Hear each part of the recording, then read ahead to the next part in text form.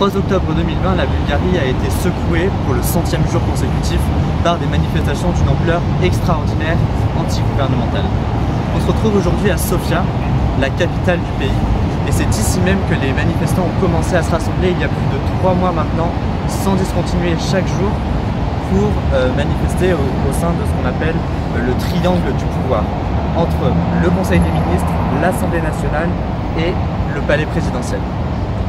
Alors l'objectif c'est de lutter contre l'omniprésence dans la politique de Boyko Borisov, puisque c'est vrai que depuis une dizaine d'années maintenant, c'est le Premier ministre et son parti de centre-droit, le GERB, qui véritablement domine la politique dans le pays.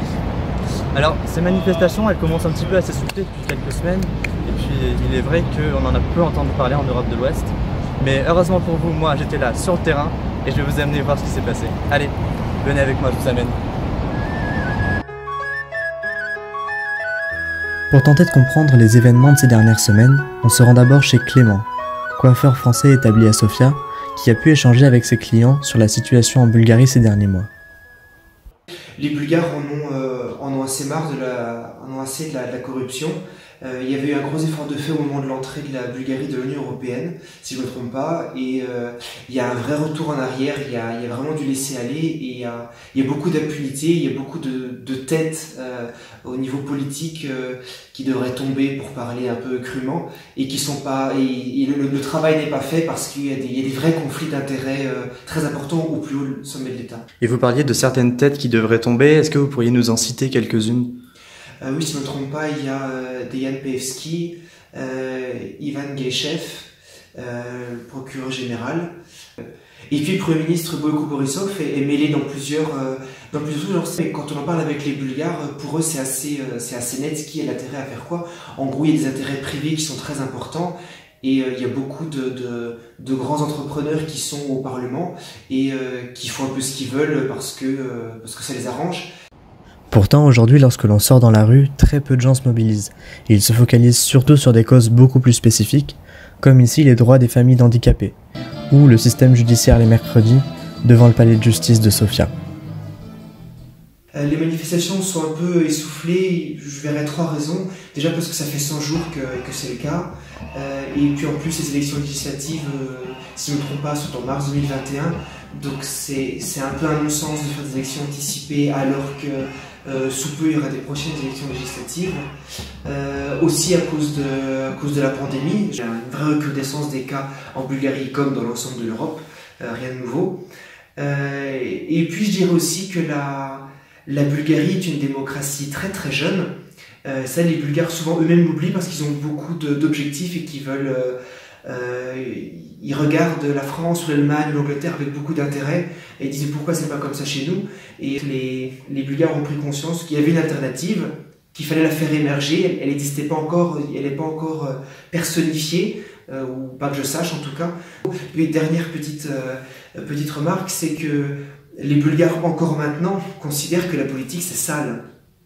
Et beaucoup disent oh t'y intéresses pas trop parce que c'est sale. Et c'est une réflexion que je me suis faite en fait. Les Bulgares ont un peu, avec ce désamour de la politique, ont un peu laissé faire ce genre de choses qui se passent maintenant, où en gros c'est justement que les gens sales qui s'en occupent. Et ça c'est une prise de conscience qui vient chez les Bulgares, ils commencent à s'impliquer plus, à se rendre compte que l'avenir de leur pays est entre leurs mains.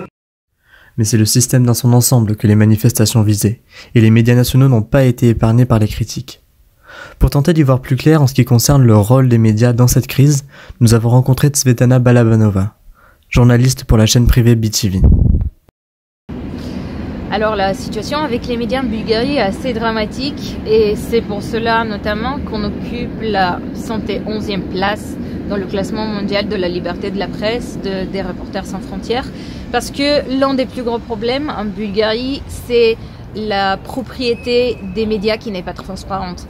En fait, il y a beaucoup trop de médias qui appartiennent, pas officiellement, pas sur les papiers, mais de facto, qu'ils appartiennent à la même personne ou au même cercle de personnes qui sont liées à la politique.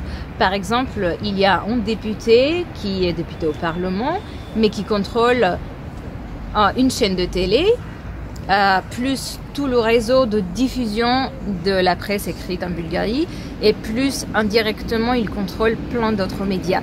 Donc ça, c'est très problématique. Et après, par exemple, des 3 grosses chaînes de télé nationales, il y a 2 qui sont proches du gouvernement, et dont l'une, c'est la chaîne publique. Et ça, c'est aussi très problématique parce que la chaîne publique est censée donner tous les points de vue, tous les avis, mais en fait, désormais, elle est pro-gouvernementale. Aussi, il y a un problème de harcèlement des médias indépendants, parce que bien sûr, il y a des médias indépendants, mais ils ont souvent des problèmes avec la justice, avec d'autres institutions. Et il y a aussi vraiment une pression exercée par le pouvoir sur les journalistes. Et est-ce qu'on peut parler d'une peur des journalistes aujourd'hui en Bulgarie? Ça dépend du média pour lequel ils travaillent, mais oui, carrément. Dans le cadre des manifestations, quelles ont été les relations entre les manifestants et la presse qui venait couvrir les événements justement? D'habitude, les gens en Bulgarie sont assez ouverts envers les journalistes, mais c'est vrai que ces derniers mois, il y a eu des incidents avec des journalistes d'une des chaînes de télé qui est proche du pouvoir, et que les manifestants agressés à plusieurs reprises, ce qui est bien sûr inacceptable. Des manifestations quotidiennes donc, qui ont rassemblé plus de 100 000 personnes à leur apogée, et des atteintes à la liberté de la presse. Mais alors comment expliquer qu'on en ait si peu entendu parler en France et ailleurs en Europe? Je pense que l'une des raisons quand même, c'est la langue. Parce que par exemple pour un Français, c'est beaucoup plus facile de comprendre des médias italiens ou espagnols, alors que la langue bulgare, c'est une langue slave, c'est donc assez différent. Et si les médias français ou occidentaux n'ont pas des correspondants sur place ou des envoyés spéciaux sur place, c'est compliqué pour eux de comprendre toutes les nuances de ce qui se passe, tous les problèmes qu'on a dans le pays, s'ils ne sont pas sur place. Et aussi, il y a peut-être c'est lié aussi à la politique extérieure de la Bulgarie, parce que, par exemple, en comparaison avec la Pologne et la Hongrie, les 2 pays ont des gouvernements très eurosceptiques, ils se brouillent avec Bruxelles, ils s'opposent aux règles de l'Union européenne, alors que la Bulgarie, en tant que gouvernement et en tant que ressentiment du peuple, est très europhile. Le Premier ministre aime bien se montrer avec Angela Merkel, et aussi on fait comme si on respectait toutes les règles, même si c'est pas toujours vrai. Cette politique un peu conciliatoire, si vous voulez,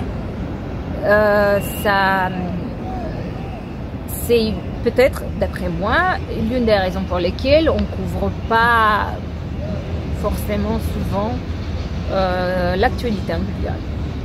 Très bien. Et alors, ça c'était pour ce qui est des médias, mais pourquoi est-ce qu'on n'a pas non plus eu de réaction politique de la part des pays européens ou même de l'Union européenne elle-même, selon vous? En fait, il y a eu des réactions, c'est vrai qu'elles ont été un peu tardives, un peu molles, mais c'est parce que le Premier ministre bulgare fait partie au niveau européen du PPE, qui pour l'instant domine toujours le Conseil européen comme le Parlement européen. Et donc c'était un peu compliqué de garder l'amitié avec le Premier ministre bulgare, mais aussi de le critiquer.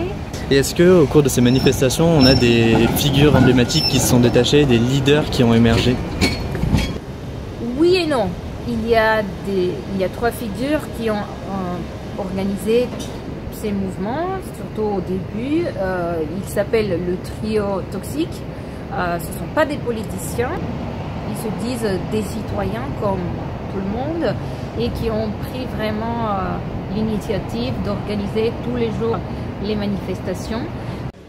Un trio toxique donc. Pour comprendre ce dont il s'agit, nous avons rendez-vous avec Arman Babikan, l'un des membres fondateurs du trio. Nous n'avons pas créé le trio. Dans une émission où nous étions invités, Sacha Dikov, le présentateur, nous a dit « Vous 3, Vous êtes un trio empoisonné. Vous parlez avec le Premier ministre Borisov. Vous avez des positions très dures. Vous êtes le trio toxique. Et c'est comme ça que ça s'est fait. Et aujourd'hui, comment est-ce que vous voyez le trio dans le paysage politique bulgare? C'est une question très difficile, car nous-mêmes, on ne se considère pas comme des acteurs du paysage politique bulgare. Nous nous considérons comme des gens libres, des citoyens libres et à l'origine de ce sursaut contre le système, contre la corruption. C'est là que les gens nous ont vus comme des acteurs politiques. Et est-ce que vous aimeriez que ce trio, dans le futur, se transforme en parti politique? Je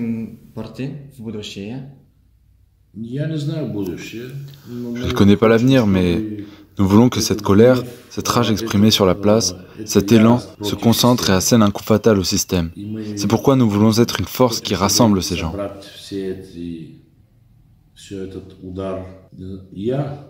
Mais je ne veux pas avoir mon propre parti politique. Je ne me suis pas rendu sur la place en tant que membre du parti. J'y suis allé en tant que citoyen. J'étais là-bas en tant qu'individu qui se dresse contre le système, contre la corruption, contre un dictateur. Pour la liberté, pour l'état de droit. Je n'ai pas besoin d'un nouveau parti pour faire cela, pour faire quelque chose dans le domaine politique. Depuis le 5 novembre, vous avez annoncé que vous alliez changer de stratégie pour ne pas contribuer à la diffusion du coronavirus. Avez-vous prévu quelque chose pour les semaines à venir?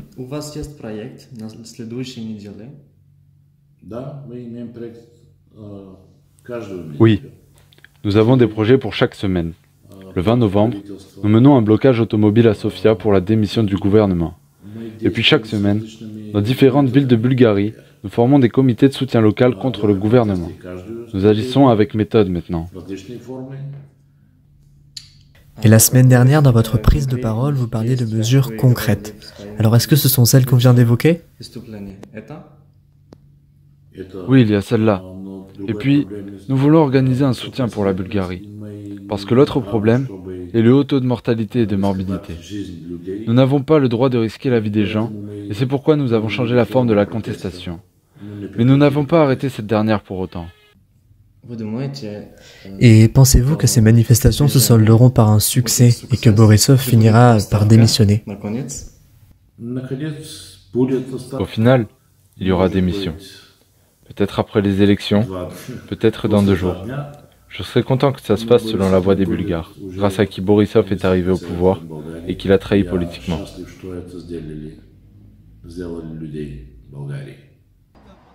Et contrairement à ce qu'on pourrait croire, l'Union européenne a bel et bien réagi face à celui qu'il appelle le dictateur. Il y a eu des réactions et le Parlement européen a publié une résolution concrète sur les affaires intérieures bulgares, sur l'état de droit et pour la liberté d'expression. C'était un document spécialement pour la Bulgarie, à l'intention de Borisov. Il ne l'a pas très bien pris, mais les gens libres en Europe se sont exprimés à Bruxelles. Et cette résolution montre très clairement ce que pense l'Europe de la politique de Sofia.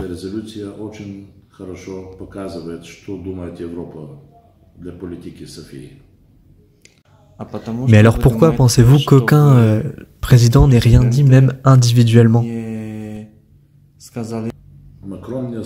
Macron n'est pas le sauveur de la Bulgarie, et Merkel non plus. Nous avons besoin de le faire ici et nous-mêmes.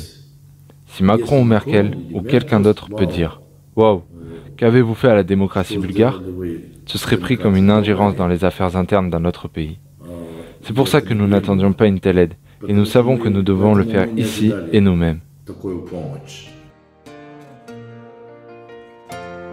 Et voilà, c'est tout pour notre petit tour de Bulgarie.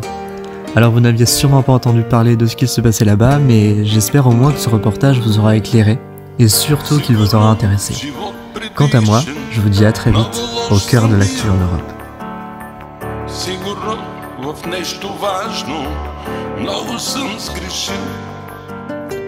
Някой ми е дал